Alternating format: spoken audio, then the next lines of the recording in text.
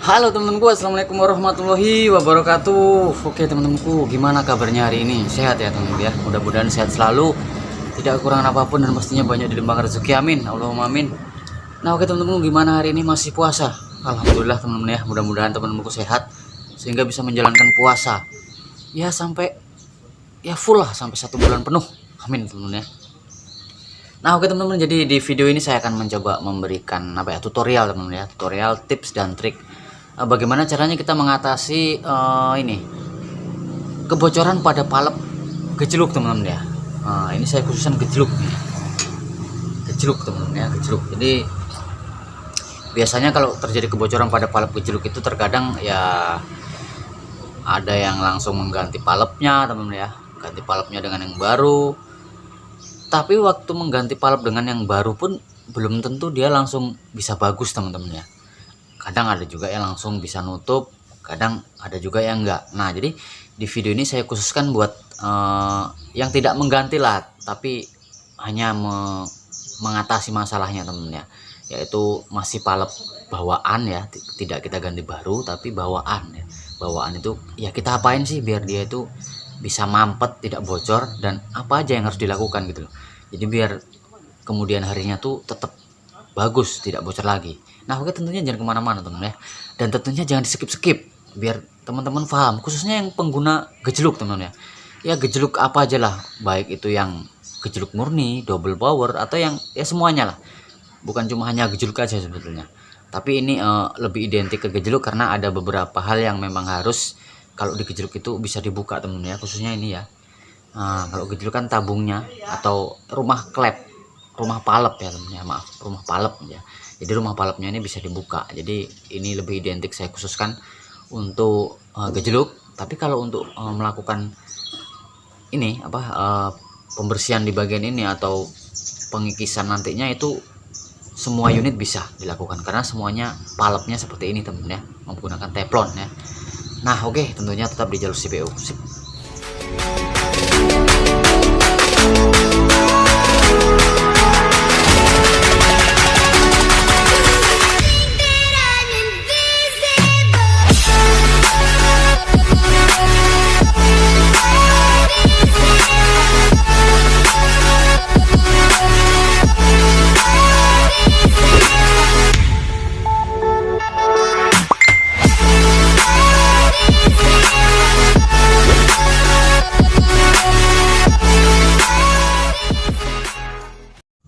Nah oke teman-teman, jadi yang sering terjadi itu kebocoran pada palep itu ya teman-teman ya. Ya memang jengkel ya teman-teman ya, kalau udah bocor di palepnya, diisi itu dia nggak bocor. Begitu ditembakkan beberapa kali tembakan itu tiba-tiba ngobos ya teman-teman ya, ngobos dari sininya nih. Jadi keluarnya nantinya jadi laras teman-teman ya dari sini. Waktu diisi nggak bocor dia, waktu ditembakkan 3 kali tembakan ternyata was dari sini keluar anginnya, was gitu. Was kan emosi ya, apalagi udah sampai tempat. Sementara target udah banyak nampak dan dekat-dekat, stres itu pokoknya. Pasti stres teman ya. Nah oke, jadi seperti ini teman ya. Buat gejluk sendiri teman-teman itu caranya itu pastinya dilepas dulu teman-teman ya. Rumah ini biasanya orang ngomongnya kerekan ya teman ya, kerekan ini. Nah pokoknya rumah palep lah teman ya. Jadi rumah palepnya itu dilepas dulu ya, dilepas kemudian ya sama palepnya lah kan. Ini rumah palep, nanti kan begini nih teman-teman. Nah begini, jadi ya dilepas lah teman ya, dilepas. Nah kemudian yang bikin bocor itu ya di sini, di bagian ini, di sini dia. Ini yang bikin bocor itu di sini. Dia udah tidak posisinya udah tidak rapat dari semua sisi, itu udah tidak rapat. Terkadang itu terjadi karena ada sampah atau kotoran teman. Kotoran bisa jadi pasir, bisa jadi masuk juga pasir dari kita mompa. Makanya kita kalau pakai gejluk murni itu mompa harus betul-betul bersih. Orang keburu-buru kita mompa di tempat-tempat yang kita gini kan, pasirnya ikut masuk ke dalam, sehingga nanti di sini waktu waktu kita pertama kan mampet itu kita tembakkan, terjadi pukulan hammer teman dari sini.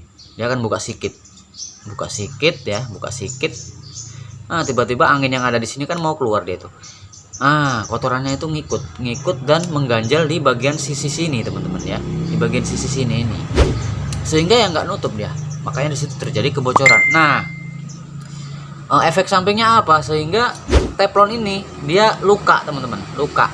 Jadi dia walaupun nanti pasirnya udah hilang, tapi ini udah terlanjur luka teman-teman ya, terlanjur luka dan akhirnya ya bocor gitu loh. Nah jadi di sini akan saya tunjukkan bagaimana cara mengatasinya. Nah kemudian yang satu lagi nanti kenapa ini saya khususkan untuk gejluk ya, kalau untuk kerekannya ini atau rumah palap ini, karena kalau untuk chamber yang monoled atau VCP lah, khususnya VCP yang menggunakan tabung bocap apa kan, dia rumahnya palep ini dia kan chambernya itu teman ya, jadi agak sedikit susah, tapi di nanti saya akan buatkan tutorialnya. Nah jadi di sini yang harus dibersihkan itu yang harus dibersihkan di sini teman-teman, karena efek dari pasir tadi selain dari teflon ini luka, di sini juga akan membekas teman-teman. Jadi kalau ini saja yang nanti umpamanya diganti lah, mungkin teman-teman saya ganti, kemudian teman-teman pasang, itu pastinya akan bocor lagi teman-teman, karena di sini juga udah luka teman-teman, kena pasir tadi atau kotoran apalah yang intinya itu bisa membuat permukaan ini luka teman-teman ya. Nah jadi disinilah penyebabnya kalau kita mengganti teflon itu tidak mau nutup, di sini itu terluka. Nah jadi sehingga kita harus melakukan perbaikannya juga di sini. Nah seperti itu. Nah jadi caranya ayolah kita let's go.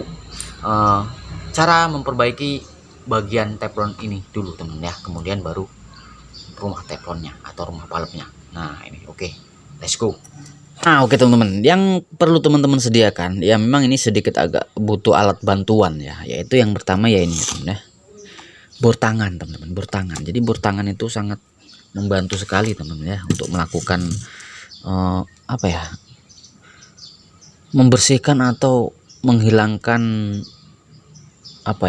bekas-bekas luka di permukaan teflon ini biar dia nanti nutup. Nah yang pertama bor tangan, kemudian pisau karter teman-teman ya, pisau karter. Nanti yang akan kita gunakan itu mata pisaunya ini yang paling ujung ini teman-teman ya. Usahakan pisaunya tajam teman-teman ya, jadi mudah. Kemudian ini teman-teman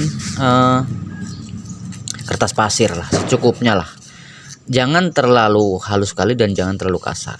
Nah jadi sedang, pokoknya ya intinya jangan terlalu kasar lah.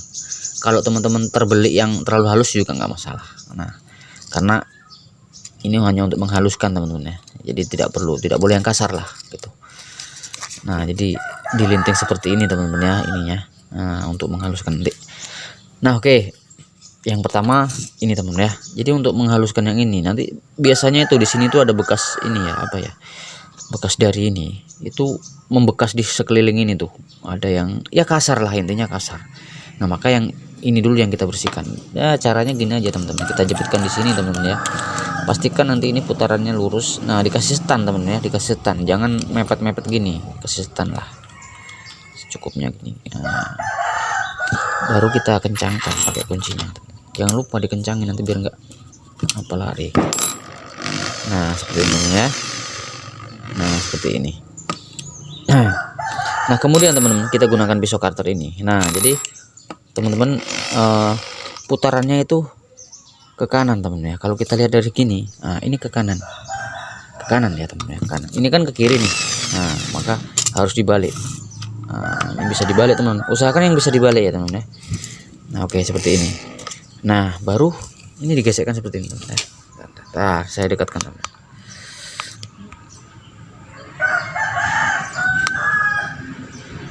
Seperti ini teman-teman ya. Oke teman-teman. Nah seperti ini teman-teman. Nah jadi akan kita gesekkan teman-teman, kita sambil kita putar, kita gesekkan teman-teman. Usahakan sampai halus, tidak usah terlalu banyak teman-teman ya.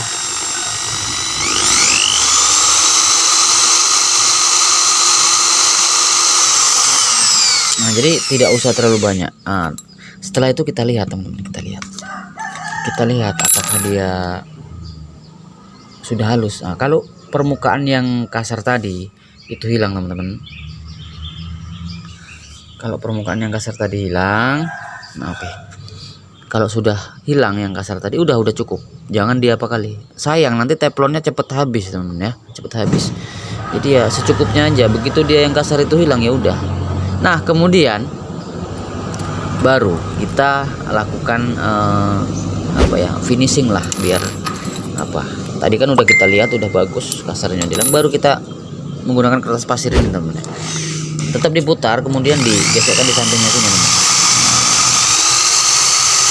sampai betul-betul mengkilat teman ya, halus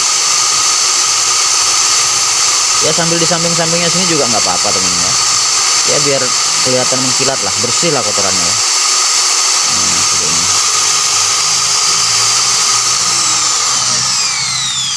Nah, jadi seperti ini teman-teman ya.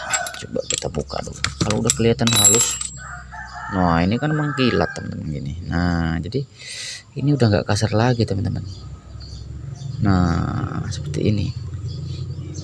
Nah, kemudian bagian ini teman-teman. Jadi kalau ini udah halus, tapi di bagian ini belum halus, masih kasar, masih ada bekas luka, maka ini pun tidak bakalan menutup walaupun ini sudah halus teman-teman.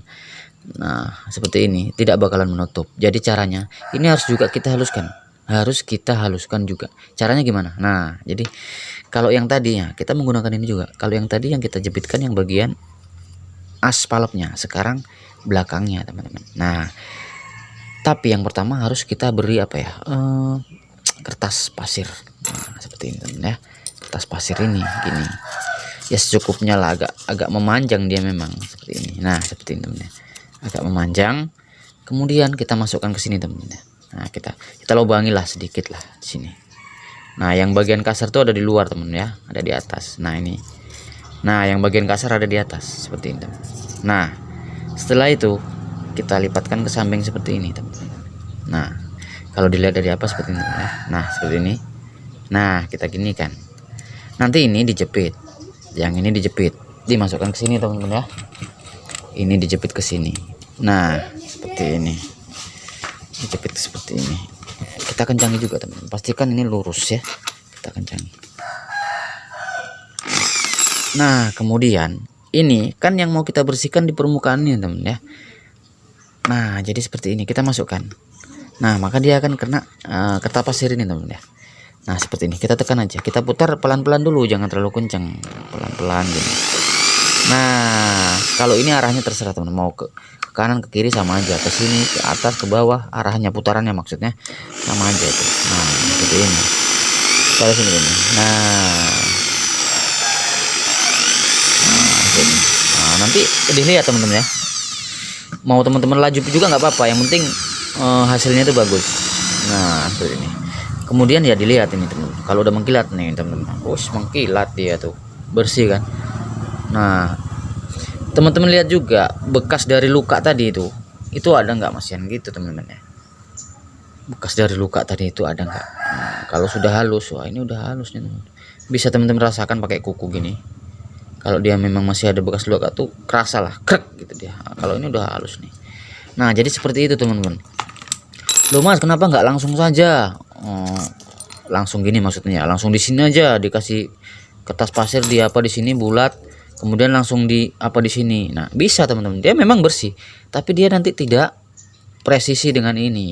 Nah, tidak presisi dengan ini, teman-teman. Tapi kalau tadi udah kertas pasir ditaruh di sini, maka dia akan presisi hasilnya. Begini dia akan nutup. Nah, akan nutup teman ya. Ini udah bagus, sudah mengkilat, teman-teman. Tuh. Udah mantap ini. Buat teman-teman silahkan mencoba di rumah teman-teman ya. Nah, jadi seperti ini. Inilah masalahnya terkadang kalau kita mengganti palep itu belum tentu langsung bisa nutup lah, karena yang di sini juga tidak bagus karena ada luka. Nah, jadi seperti itu. Nah, kemudian sebelum masang teman-teman ya, sebelum masang, karena ini tadi kan kotor teman-teman ya, ada bekas inilah kuningannya ya kan yang terkikis. Jadi teman-teman bersihkan dulu, bersihkan. Setelah bersih, baru waktu memasang ya jangan lupa dikasih apa lah ini ya, kasih minyak. Baru dimasukkan. Jangan minyak goreng teman-teman, minyak pelumas. Terserah minyak pelumasnya minyak apa. Yang penting minyak pelumas. Minyak yang ada bahan adiktif pelumasnya. Minyak sepeda motor, minyak oli mesin lah khususnya itu bisa. Kalau minyak goreng jangan. Ya memang kalau kita rasakan licin, tapi dia tetap ada pengikisan karena tidak ada bahan adiktif pelumasannya gitu. Nah, jadi seperti itu teman-teman ya. Jadi mudah-mudahan teman-teman paham lah dengan tadi udah saya tunjukkan caranya gimana membersihkan ini, menghilangkan bagian yang kasar yang tadinya terkena kotoran, terkena pasir sehingga dia luka teman-teman ya. Jadi yang bagian ini juga tadi udah saya tunjukkan bagaimana cara. Nah, ini udah mengkilat teman. Nah, ini udah presisi teman.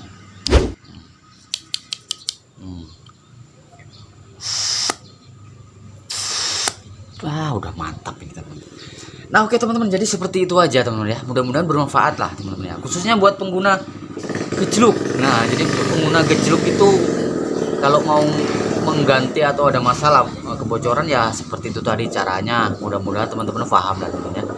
Nah, kalau untuk apa PCP atau bocap ya pokoknya yang menggunakan ini ya chamber monoled, chamber tumpuk, baik itu maupun yang CNC atau semi CNC itu sama aja. Nah, mungkin bisa teman-teman lihat untuk cara membersihkannya ini teman. Cara mengatasi kebocoran di valve-nya ya sama caranya seperti ini. Cuman ini tadi bedanya ada ini yang dibersihkan juga. Kalau untuk yang chamber itu teman-teman tetap bisa sebetulnya, tetap bisa. Bedanya apa? Bedanya ya ini disambung. Nah, contohnya seperti ini teman ya. Ini ada pernya. Nah, mungkin teman-teman bisa menggunakan pernya. Kalau teman-teman mau membersihkan chambernya, nah mungkin bisa seperti ini teman-teman, disambung seperti ini. Nah, tunggu saya kasih tahu caranya. Tapi nanti di next video akan saya kasih inilah tutorialnya lah bagaimana caranya teman-teman. Nah, jadi seperti ini teman-teman. Umpamanya taruhlah kalau chamber itu kan dalam ya teman-teman, dalam. Ini saya contohkan aja umpamanya chamber, karena saya nggak ada chamber standby.